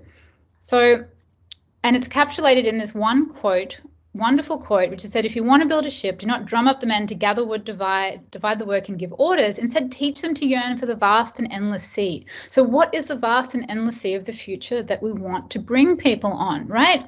Maybe it's this, converting our cities from concrete to these rolling ecoscapes covered with trees and vegetation, incredible futuristic buildings where we can grow, vertical gardens. This is the vertical forest. It's got 900 trees, all, stacked vertically. Kids growing food with Michelle Obama at school. This is a Magic Leap one, another one I did, that you could put on glasses and you could imagine this new, vibrant, green eco-city vision. And after I discovered this research that showed that actually getting people in an environmental imagination space and asking them to think of solutions actually led to an increase in environmental behaviours. I did this little graphic up for Earth Imagination Day. We have Earth Day coming up. Why don't we enhance it and have a project called Earth Imagination Day to ask people, what is your dream for the planet? And this is what gets people into that action space. And so ultimately all of this, we want to get people into this space where I use this example of the prism, which I thought is a wonderful metaphor for you have this energy, you have this idea, and you put it through a project that expands your creative energy into the world, where saving the world is not this fight or a sacrifice, it's this wonderful creative expression of who you are. And we want to all be in that space and encourage everybody else to be in that space too. And ultimately, all of this is, this is coming to the end now, is really understanding causality. I mean, gamification sounds fun, you know, digital transformation sounds fun, creativity is cool, but ultimately it's deeply understanding causality. What is the causal mechanism that gets somebody to act, that gets someone to paint their roof white, to plant a tree? Deeply understanding the psychology of that. And once we understand our causal mechanism, we can embrace it with the best creativity we have to try and enhance that causality to make it more change happen. And so David and Pooja asked me to, at the end of my talk, to ask the question, what can UNEP do? So just before I sign off, these are my thoughts for what UNEP can do, which is pressure utilities and government to provide more CO2 or any environmental data by zip code and by granular data. And what I mean is that we need more temporal resolution that's real time. A lot of data is only collected once a year or once a month, or it's really hard to get. We need it in real time. We also need a better geospatial data by address. Often data is collected by just a city or a state. We need it by zip code, by neighborhood, and making it machine readable. A lot of data is still on PDFs and it's in Excel spreadsheets, or it's in very difficult to use APIs if there's an API there at all. So these are the things that the government on a systems level can start putting the data out there, so people like me can start developing better applications with it. And start to think like a behavior designer. Think, how do we catalyze behavior? That's a very powerful mental shift to make when you're looking at change. And to also share the process of imagination. You're in a powerful position to get the entire generation to start thinking of how do we imagine a better world? How do we come up with the ideas? And also, if there's any way that you can support us with these energy lollipop screens that show the CO2 emissions of cities, this Fitbit for the city, and the urban canopy project with heat island maps, that'd be wonderful because I'm actively working on them now. And here's all my details for staying in touch. You can get me on email. I'm pretty active on Twitter and Instagram, posting tutorials and ideas all the time. And please do follow Energy Lollipop and Urban Canopy, their Twitter and Instagram, and the book and my podcast. You can sign up to my website. And that's the end. So no more presentation from me, just questions. Thanks everybody for watching. Pooja, you're muted. Pooja, hold up. Sorry. Thanks so much, Katie. This has been fascinating. I wrote down so many things that I'd like to share, and I know that I was having several parallel conversations with comms colleagues who were also listening in on how, some of these ideas and strategies could be used in our communications project. So thank you. But really, there are so many questions. So why don't we see a raise of hands if anyone would like to ask a quick question? Go ahead, please raise your hand and we'll call you out.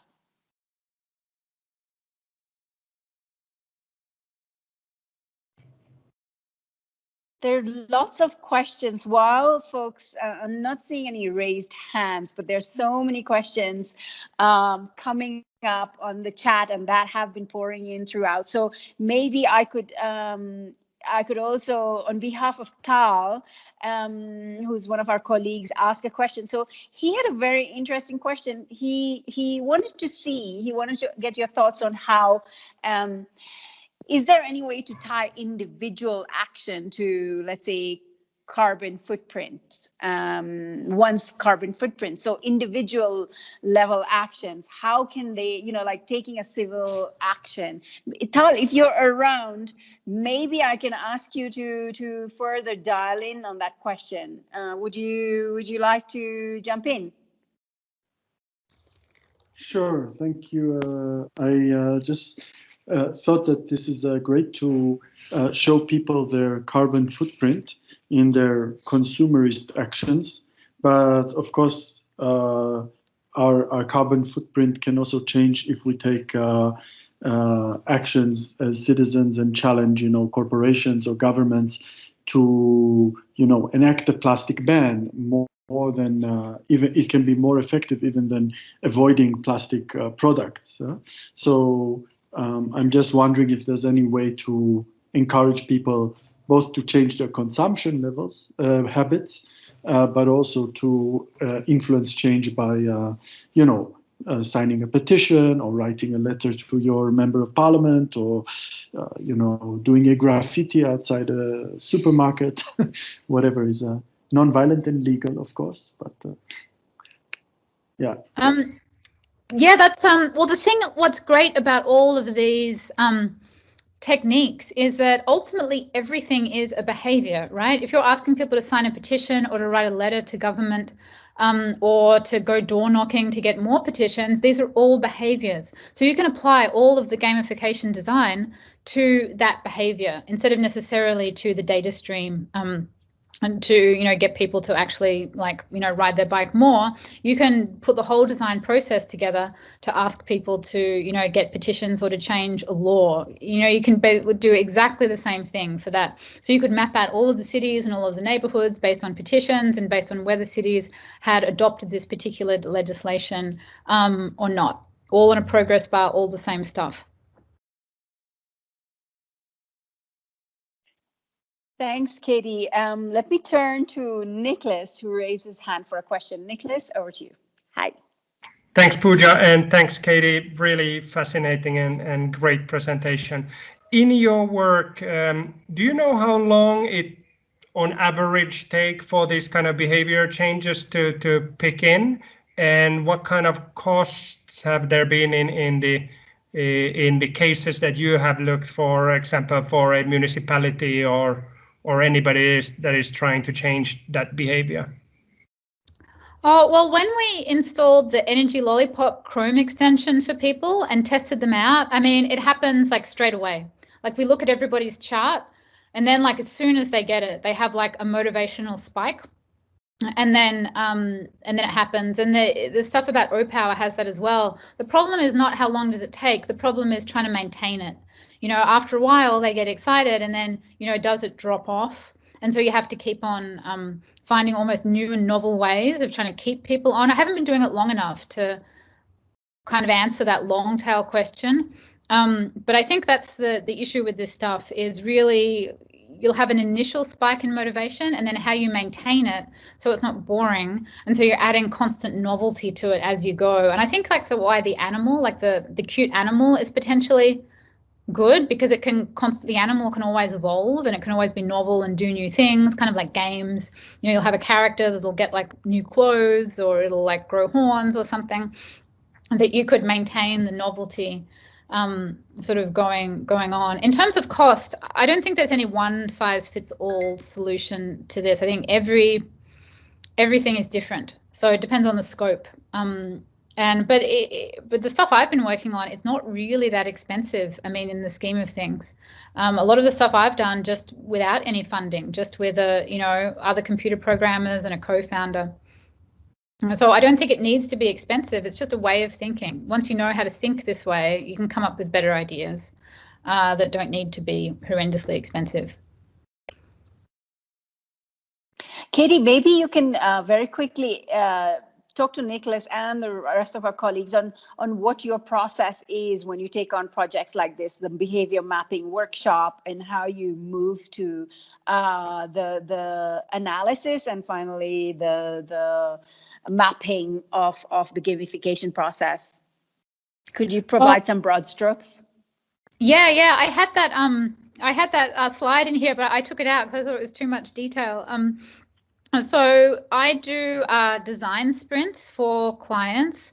And so what I do when I start this off is go through this detailed behavior mapping process. And it only takes me maybe 30 to 40 hours of my time till I've kind of done all I can do on a project. And so what we do is identify all of the different actors in a system. So is it like a government official? Is it a teacher, a parent, a child? Like, you know, you've always a building manager, you know, a city employee. You map out all the different types of people. There might be like 3 or 7 different types of people in a system. And then we go through a process where you ask the question, then how do they first hear about it?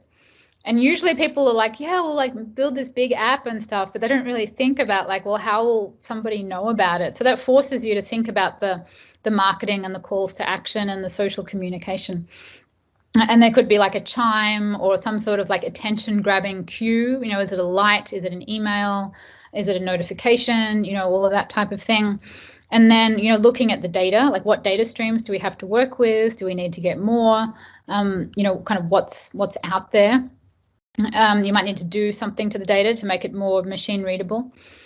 And then, you know, looking at what is the action that you want people to take. And everybody always wants many actions to be done at once. There's a real process in, you know, really like pairing out, you know, all the actions very specifically.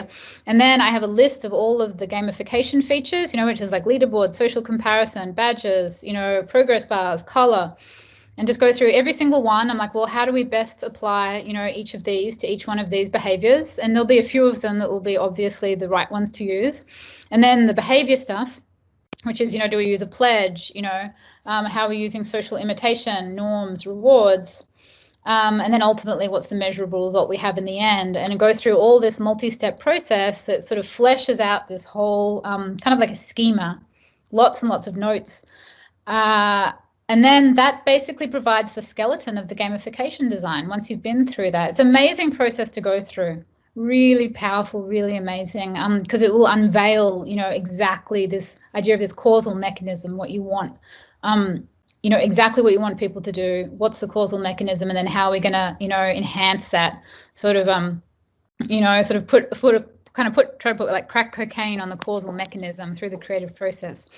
And so that process takes about maybe like 3 to 8 hours to really flesh that out for a cause. But once you've got it, you're like, okay, this is what we're doing. It becomes so clear then how you design it up. And then I do the graphic design, and then I make that look beautiful, design all the interfaces, and bingo, there's your environmental gamification design. Thanks, Katie. Let me pass it to Andy, who's had his hand up for a little bit. Yeah, hi, Katie. I was really interested in just wondering whether or not you've had time yet to map the relationship between some of the air data, for instance, and the health outcomes. Because one of the projects I've been talking to David about is we're shaping up a whole country scale lab here in Wales, and the health boards in some ways the biggest stakeholders in this. And so if we can get the health boards on board with air data and carbon, then it makes an even more compelling answer. And I'm assuming it's something that you could easily, relatively straightforwardly do, just may not have had time to yet. Yeah, I actually did spend a few hours on this with a friend a few years ago who was developing these smaller air quality screens, the idea that they would be out in public. So you would just walk past, for example, like a store on the street, and there would be an iPad-sized screen, and the sensor would be exactly in that location. It wouldn't be getting it from, you know, a few kilometers away from an EPA sensor. And I went through the whole process of being like, well, who are the people and how will they hear about it and how will they know about it and what action will they take? And then all the different stakeholders, you know, you've got different like local air quality sort of active groups, and we're like, well, we want people to actually turn up at the meeting. And so like the causal mechanism was actually getting individual people to sign up and turn up to these city meetings to get a particular legislation through. And I had other ideas. I was like, no, we need to get people to get EVs. And she was like, no, it's specifically this legislation that needs to change. So I have been through a bit of that before. But yeah, I mean, I think honestly, like you spend a few hours on this process and get, you know, map it all out. It really unveils a lot about how to approach the problem to make it, you know, to have an effect on it. Yeah, that's great. Thank you. Thanks, Katie. Let me go to Alan, who has a very interesting question for you. Alan, over to you. Thanks a lot, Pooja, if I spell your name correctly. I'm Arlind, and I come from the CCP, which is a UNEP founded agency in Wuppertal. And in here, we're working a lot with behavior change and behavior change interventions, and we have also our very own behavior change program called the Academy of Change, and we rely a lot on all these tools and insights that you just provided us, but it's always very insightful and interesting to hear how also other people and other organizations interpret them as well. And within our work, we're also wondering how to potentially design behavior change interventions that could be implemented in communities that are mostly comprised by people of low, vulnerable socioeconomic background. And in here, I was, because it comes also to the question of ethics, morality in general. And in here, I was wondering if you have an example of such a behavior change intervention in your own work, or also from the work of other people as well, or other organizations. And if all this, if the contextual conditions of these communities have influenced the approach that you have taken, because of course we know that sustainability or sustainable behaviors might not be highest on their agenda. So they might be concerned with other aspects of their lives. So how could we design approaches that would entice them to engage in more sustainable consumption patterns, but while we're taking into account their conditions or their socioeconomic conditions as well? Yeah, right. Do you mean more specifically like lower socioeconomic people in developed countries, or do you mean, you know, really developing countries that have a lot of poverty, they're very like low on technology? I mean, my question was about people that live in developed countries, however, in this marginalized, let's call them neighborhoods or communities. And then I believe the question of people of developing countries is a bit also different, because it requires more substantial shifts in the sustainable development agenda. Yeah, because I just mean people dealing with extreme poverty or very low tech communities. I have not researched that space, and when I'm looking through the academic papers, they don't really come up very often. I haven't seen examples come up, and also because it's not the space that I work in, I'm not looking for them. So I'm sure it's been done, but I don't feel like I've personally, I don't really know. I haven't done the research into it to be able to answer the question. And when it does get done, it tends to be done more about like health things. I've seen other people talk about using behavioral science, for example, to get people to use, you know, using condoms, you know, being able to access like, you know, HIV medication, getting people to use malaria nets and stuff like that. But it's just not my my area I know enough to talk about. But in terms of like lower socioeconomic people, I think all of the same principles still apply, right? All the same basic behavioral science still applies. However, when it does get done, here's the thing about all of this change. It happens person to person. This is one thing that people forget about, right? So if you want to get somebody to create a change, it has to be done because someone's friend or parent or co-worker, brother or sister, like got them into it, right? So if all of your community around trying to get people to lower their carbon footprint is all, you know, like high income, educated people living in their own bubble, like they're not going to bring in other people, right? So like, for example, I was talking to one woman who does these workshops, and she said, if somebody comes to a workshop without having another person bring them in, like if they just get someone like randomly off the street, none of the stuff will stick, right? But they have to go like with a friend, right? So basically, because people are copying the other person, so you really have to go out into the communities and get it to be, you know, into the social fabric, right? And I was working with one tree planting organization that specifically was about planting trees in lower socioeconomic neighborhoods and on people's private properties. They had to convince people to kind of adopt the tree and care for it.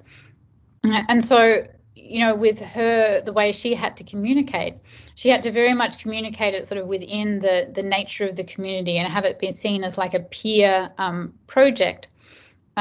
with people sort of taking it on as sort of like, you know, talking to their neighbors, and then basically everybody talking about it to each other within their own community.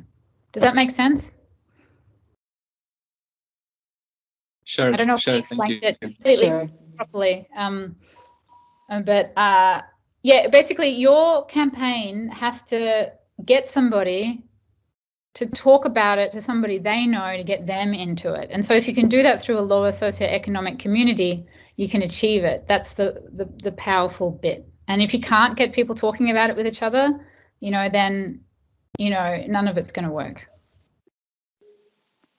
Thanks, Katie. Let me pass it back to Francesco, who had another question for you.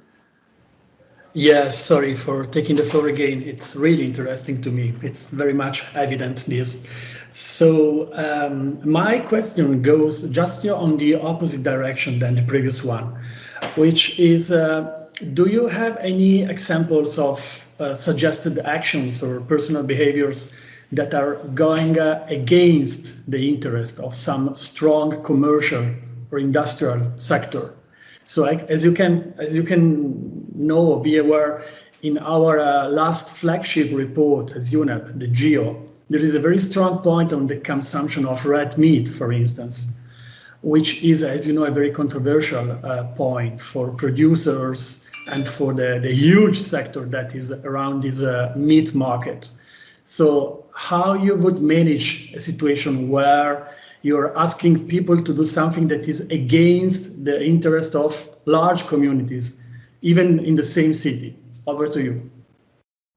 Oh, well, I mean, every single environmental behavior is against a big industry. I mean, you look at it, plastic bags. The plastic bag industry fights these plastic bag, you know, emissions. I mean, cars fought catalytic converters back in the, was it the 50s or the 70s when they first came in? I mean, you know, red meat sort of attempted to, you know, to shame or affect, you know, vegan meats. Like they're not allowed to call it meat, you know, like they have to call it like, you know, I don't know, what do they call it now? Like vegan, or you're not even allowed to call them sausages, or they affect like the names. I mean, every single industry has this like big interest sort of fighting it. But what you notice in all of these industries is that there's a big sort of like fight in the beginning where they try to squish it. But then eventually it grows to get established enough that it's just like a really, really bad look. Like you'll eventually, like, you know, you had corporations sort of fighting sustainability like 30 years ago. They didn't want to do it. And now they're all trying to like look sustainable, right? Because they look quite evil. They don't want to look evil. So, I mean, this is, I mean, it's happening. It's happening everywhere. I mean, it's also like, I don't think it's something we need to worry about. It's the company's responsibility to innovate in the new world to become sustainable. Like if the meat companies aren't innovating to stay ahead with like plant-based eating, like they should be divesting from meat and trying to, you know, figure out how to make meat imitation products. Like it's kind of like not our fault that they want to be like, yeah, let's like kill animals in the earth. It's like, guys, like do some innovation. Like Katie, let me just jump in and try to clarify a little bit. I think what he was also asking is, if at a community level, if you have a ranching community, right, that's completely dependent on herding and you know, animal products, and you're trying to get them to undertake an action that undermines their livelihood directly. So it's not about necessarily a company, but at a community level, if your message is eat less meat, and yet you're a farmer who's producing meat, there's an inherent contradiction there. So you're undermining your own livelihood. So do you have examples of where people will undertake a behavior even if it undermines their livelihood? Oh, well, that is a slightly different question, because he did ask like about major commercial interests. So the way you've asked it is more about like smaller individual kind of economies. Do I? Yeah, I don't know. I don't feel like I've never had to work on something like that before, something like a really big challenge like that before. And I don't remember ever like reading a paper where someone else was like specifically in that in that environment. I mean, do you have like an example? Is that like a theoretical example, or is that like a real example where like you know, you had to go like right into the sort of the most unfriendly kind of community of your behavior and had to do something about it. I think there's a lot of examples in that domain. So whether it's animal husbandry or whether it's forestry or whether it's agriculture, I think there are certain practices in the short term that yield more money but do more immediate harm, or that harm is externalized, right? It becomes an externality, and so the farmer or person doesn't have to pay for it. So it's kind of a short-term, long-term kind of question. Yeah. And David. Yep. Perhaps in London, the white van man. Sorry, go ahead. Go ahead, Nicholas. Talk about your example. The white van man in London, how they shifted to electric vehicles there. Right. So the action, so the short-term action is inherently not in their economic interest, and they do it anyway. Whether Correct. it's energy, coal, agriculture, animal husbandry, water, fishing, whatever it is. Do you have examples of that where the behavior is contradictory to their economic interest, but they do it? Well, I think like a lot of these behaviors are anyway. I mean, they're all different, but a lot of them are. And yeah, there's a whole slew of studies that show that people aren't really nearly as economically driven as they sort of assume they are. That money is only just sort of like one part of the whole system. Like, for example, with energy, people are not very motivated by the price of energy, when it's tested. Some people are, but, for the most, it's just telling people they'll save money from something, because it's not a huge amount of money often. It's just like a few dollars here or there, isn't enough, depending on the person. So a lot of people assume that money is the primary motivator. It's really not. It's part of it, but it's more like the social context. Is everybody else doing it? Am I part of the group? So I've never worked on one of those things, in such an environment as you're mentioning myself. But if I was to take on something like that, I would take the tipping point approach, which is to isolate. I would use a combination of the tipping point approach with the foot in the door technique, which was I would isolate a few people. Isolate isn't that a very good word. I would discover a few people that I felt were kind of like on my side. Like, say it was like a ranching community. They hate vegetarians. They're really into meat. I'd be like, okay, out of this community, can I find a few people that are like kind of on my side, and then I would develop the communications to be very, very small, like not asking for a big change, asking for the smallest possible change. Maybe it's just to plant more trees. You're not even talking about going vegetarian. You're just talking about people to increase the tree cover in the riparian zone, or getting them to be open-minded, to just like hate the other side less. Why don't you try like a veggie burger? Not even asking them to go vegetarian or support it, like just try it, and just try these very, very small asks, and then trying to get the people that are already the most friendly to our side to give them tools to get the next people around them. So say there's one person who's very on our side, they're going to have maybe like 10 people in their immediate network of their friends and family, and they'll be able to like then get them to take on the tiny pledge or the tiny action, and then you'll get them do that, and then that will like slowly start to sort of massage the resistance away. So that's my best answer for how I would go about it. Just talking about an example, I think many of you may have seen in terms of this sort of example that Katie mentioned.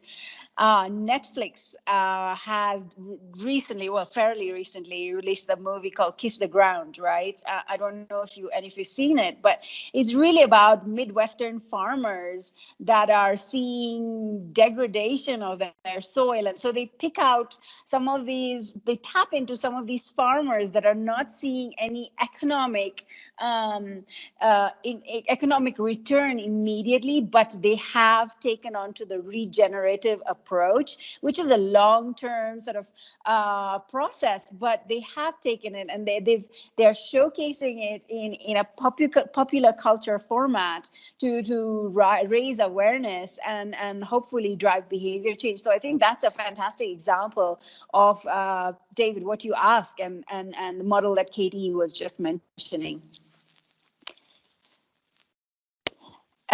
One question that I would love to sort of pose and share, a lot of folks here have asked you about the gamification side of things. I found it fascinating, Katie, when I read your book about that example. I think you mentioned it here earlier today as well, where small little things, by just making the data available, can drive behavior change in ways that you cannot even think about. Making the data available, accessible, that subliminal messaging. Could you speak a little more to that and how it goes beyond education of sorts and taps into that competitive spirit? Yeah, well, I mean, primarily, like the most important thing, from what I understand about this disclosure, is that the role that the government takes in it, right? That we can't get all of this data without the government mandating it of corporations, because what you have happen with a lot of the problems with the eco-labels. The eco-label approach is where you'll just get like the top 10% of players doing stuff, and they'll be like, hey, look how great we are. We're so eco-friendly. We put our data out there, but you really need to have everybody and the worst performers doing it.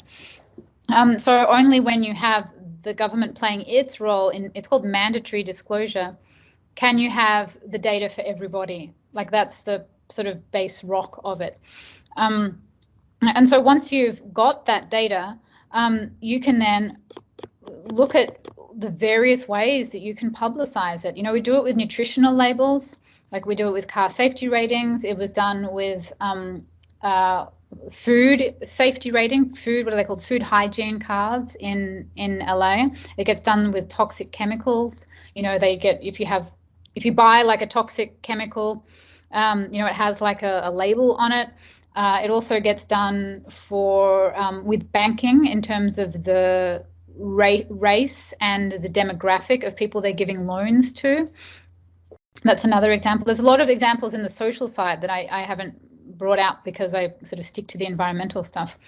That when you just disclose the information, it makes a change. And there's one sort of like angle on this that I think the people who work in this space haven't quite realized, that is that people tend to think of it as like, let's put the data out there and individual people will make changes. So if we're putting a data, like one thing I worked out, for example, recently was like a fashion label. So we're disclosing the amount of like carbon dioxide and the water and the toxic chemicals and the human rights that are used in a piece of, that could go into a piece of clothing, right? And so when people see that the assumed causal mechanism is that the people themselves will, I'll just choose the better t-shirt. I'm not going to buy that brand anymore. There'll be this kind of like consumer driven thing. I don't think that's the main mechanism. I think it's very similar to what happened in the EPA's toxic release inventory, where nobody saw it. It was not consumer driven whatsoever.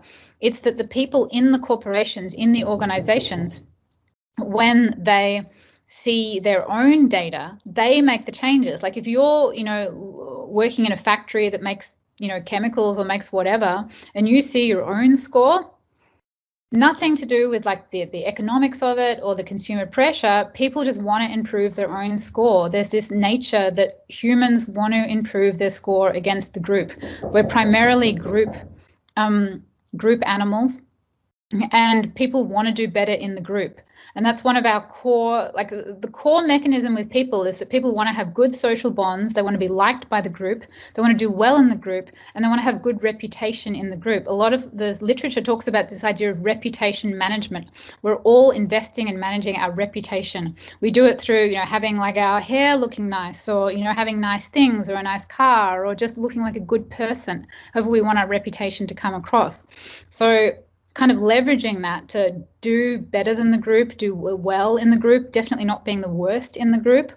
And this data just kind of like taps right into that, to be like, oh, I don't want to be the worst in the group, or wants to improve. And so people can just be just making all these little decisions and these little changes of everything it takes to improve this score. So it's really seeing it through the social lens, like of how people relate to other people is like the core understanding, I think.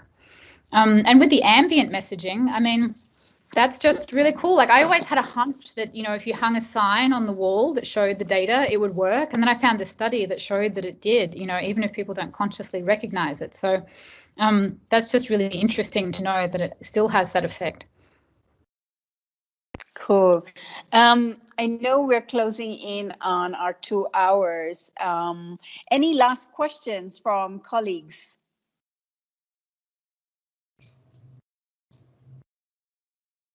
David, anything from your Ludgard? Hi, Ludgard, over to you. Yeah, thank you. It's very, very interesting, this presentation. And I was wondering, so it basically influences here, or it focuses mostly on individual behavior. But then it kind of embraces the whole neighborhood in one of the examples where you gave these 3 different labels. You also talked about cities. And so I'm wondering in how far you can, at what levels can you use this whole approach of influencing behavior, for example, up to a country level. So where you would also use these same principles of showing and comparing and influencing how a whole country would behave or how its citizens would push that country to do better. Let's say you take the upcoming COP in Glasgow. Could these techniques somehow, through influencing the behavior of the citizens, have an influence of how the country will behave and maybe do more, make better pledges if you want? Yeah, I mean, that's really what I'm sort of trying to manifest with this work. Like often sometimes people make the mistake of trying to pigeonhole my approach as being only focused on individual behavioral change, that, you know, an individual behavior change can never really do that much, which is really not at all what I'm trying to get at. I'm trying to look at mechanisms that will change the data, you know, because you still need a lot of individual action to change anything. And then how those individual actions will affect the city and then affect the state and affect the whole country. I mean, a lot of this stuff has not necessarily, it hasn't been implemented in a citywide, statewide way. So it's hard to find examples because it sort of hasn't been done like this before. Nobody's really made like a Fitbit for the planet yet, but it's starting. There's starting to be examples over different, like, air pollution and forestry and water and all that. It's sort of starting to come out. But I think that the idea with what I've been doing with the energy lollipop is to try and show people their state, like the Russian doll, show people the state, show people their city, and then give people the same tool, like different versions of the tool for, you know, to show how they can, you know, feed in to the bigger, to not just be an island, like oh, my household and my personhood is an island, to see how it all fits in to the whole. And then you can use the same tools to, you know, if you want to do something big, like sort of rally everybody to close down a gas power station or something like that. But also, you know, in every community, there are people who are really active at the systems level, like people who are full-time employees at energy departments and environmental departments. I mean, the whole idea of these tools is that they're key tools for those people who are involved in that top-down policy systemic change. And often those people who are in those roles, working in government, who are trying to make these changes come true, they need to have the support of their communities and a whole lot of people around them. So they're like, oh, how do I get to support for this change? And I hope that the tools that I sort of come up with, and as the space develops, will be able to make the tools that help people at the citywide, statewide level can use. It's not necessarily, oh, we need to get everybody to do a little thing. You know, what about someone who's like the head of the EPA Like they need this stuff as well to do their job. Thanks, Katie. I see our head of campaigns and advocacy here, Atif. You're on, so let me put you on the spot and just say hello and see if you have any thoughts to share or if you have a question for Katie, and then we'll quickly wrap up because I know we're over time. Atif, are you still there? I am. I only have apologies to render, Pooja. Sorry, I only joined you guys in like last 5 or 10 minutes, so I'm really sorry. I really wanted to end the session, but I've noticed that you guys have recorded it, so I'll be seeing the recording and will definitely be sharing my thoughts. So really appreciate you guys organizing this, and sorry I could not end the session from the start. That's all right, Atif. I know we are going to be working with you and Katie on a project very soon, so we look forward to your thoughts then. David, any last thoughts before we wrap up this session, please? No, I just wanted to thank Katie again. I mean, I finished reading the book over the weekend, and as I said when we were bantering at the start, I thought it was one of the most down-to-earth and accessible books I've ever read when it comes to sort of, digital transformation and using these tools to change behaviors. It's accessible, it's energetic, it's inspirational. You can really feel kind of Katie's life energy exude across every page, and it's just great. And so I just wanted to congratulate her for writing such an amazing book. As I said earlier, I really highly recommend everybody to go out and buy it. And this should really become one of our core toolkits as we take forward digital transformation. So thanks again, Katie. Really appreciated the talk. Great inspiration. And thanks for all the colleagues for joining today. Thank you for the over-the-top compliments about the book. It's the best compliments I've had about it, David. I really appreciate it. Katie, I even shed a tear at one point. That's how moved I was. So there you go. Which bit did you shed a tear? I'll have to find it. I think it was. I shed many tears writing it. It sounds like it's a happy process, but it was quite grueling. So no, it was basically the pain you felt in your own journey in terms of like sort of failure after failure after failure, and wondering, how you actually get the kind of change you're looking for. So it was more sort of the personal revelation, and I think, a lot of failure. I've failed a lot, and it resonates very strongly. But the resilience you faced, and how you went back and found the solution. Was fantastic, and the way that you conceptualized the world and kind of took us through the evolution of human history was beautiful. And there's all kinds of parts across the book that are just very human, and I think the digital space kind of lacks a lot of humanity, and it shouldn't. It should all be about human change and human behavioral change. And so I thought you really did a good job at putting humans front and center in this digital transformation landscape. Thank you. It's lovely. Well, thank you, everyone, and thanks, Katie. We'll be in touch soon enough, and we'll definitely share a round of the recording in a day or two. And please, if you have any additional questions, feel free to continue on this thread, and we'll see how we can take those up as well. Thank you so much, everyone, and have a great evening or morning wherever you are. Bye.